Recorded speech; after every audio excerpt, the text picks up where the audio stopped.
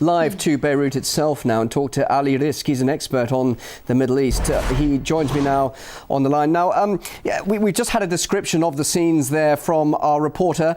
You are there in the city. How would you assess the situation right now?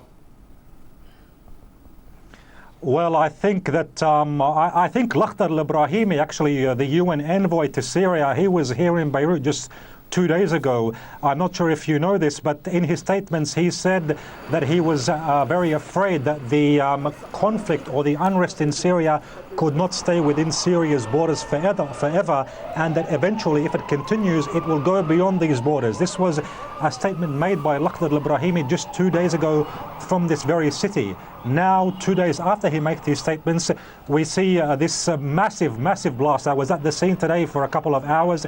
It was a massive explosion. Already we have now the political element coming into play. Some elements of the March 14 movement, which is known to be anti-Bashar Assad, even before it was known who was killed in this explosion, they quickly pointed the fingers at the Syrian government. Now Wissam al-Hassan, the head of intelligence security, who apparently has been killed or targeted, is known to be actually pro-March 14, is known not to be one of the supporters, not to be a very likable person for the Syrian government. So I think now this will only lead to more and more fingers from March 14 and from their Western allies being pointed at Syria, similar to the situation which we witnessed when the former Lebanese Prime Minister Rafiq Hariri was assassinated back then. Also, and Ali, what do you make of those accusations that the Syrian government could be behind these blasts? What do you make of that? Well, the question which must be raised in all of these cases is who benefits from such an act. I think, you know, if the Syrian government does go ahead, although we don't have any information, but if it does go ahead with these acts, I think it's only endangering itself in committing suicide. So is the Syrian government as such, is it a suicidal government? I myself don't see so. I think that the side which benefits maybe would be Israel. You have to remember, now this might be a coincidence, but it might not be. Hezbollah said that it actually sent an unmanned drone into Israeli airspace just a few days ago.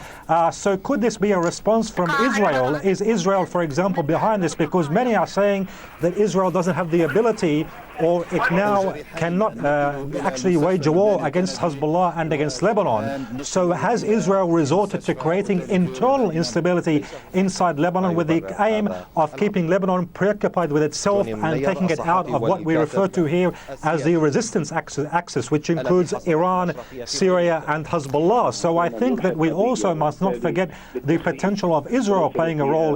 In addition, if you just allow me as well, the fact that many of the Al-Qaida elements and the extremists who are fighting the Syrian government in Syria, it is said that many of them have fled over here into Lebanon from the city of Homs and taken refuge. And the explosion we saw today, car bombings, indeed do bear the traces of Al-Qaida, its affiliates and even some foreign intelligence sources. Just briefly, let's end with a reminder of what you said earlier, and that is that the Special Envoy to Syria did warn that the Syrian conflict could spread beyond Syria itself. You've just been talking about Israel. We now see the events there in Lebanon. We've been, of course, reporting about the impact on Turkey. Which other countries now could be affected by the Syrian crisis, just briefly?